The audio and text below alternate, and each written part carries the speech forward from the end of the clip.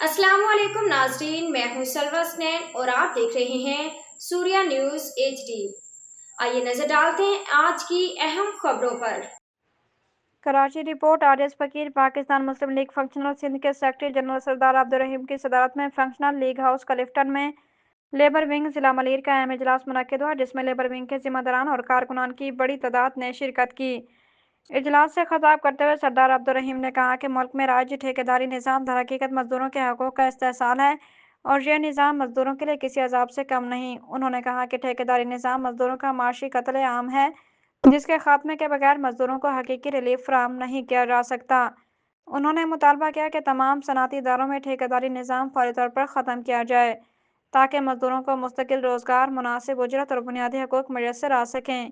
उनका कहना था कि मजदूरों का माशी इस्तेहकाम ही एक मजबूत और एक खुशहाल पाकिस्तान की ज़मानत है। सरदार अब्दुल रहीम ने अपने खिताब में इस बात पर भी शदीद तशवीश का इजहार किया कि EOBI और सोशल सिक्योरिटी जैसे अहम इदारों में मजदूरों की रजिस्ट्रेशन ना होने के बराबर है, जिसके पास लाखों मेहनत कश अपनी बुनियादी सहूलियात से महरूम है। उन्होंने कहा कि मजदूरों को न सिर्फ रजिस्ट्रेशन के मसाइल का सामना है, बल्कि इन्हें तिबी सहूलियात भी फराहम नहीं की जा रही, जो कि एक संगीन नाइंसाफ़ी है।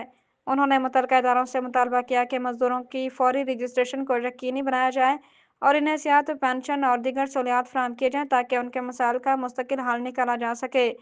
इजलास के दौरान इब्राहिम हैदरी फिशरी से ताल्लुक़ रखने वाले मुतअद्दिद मेहनतकशों और मजदूरों ने पाकिस्तान मुस्लिम लीग फंक्शनल के लेबर विंग में शमूलियत इख्तियार की।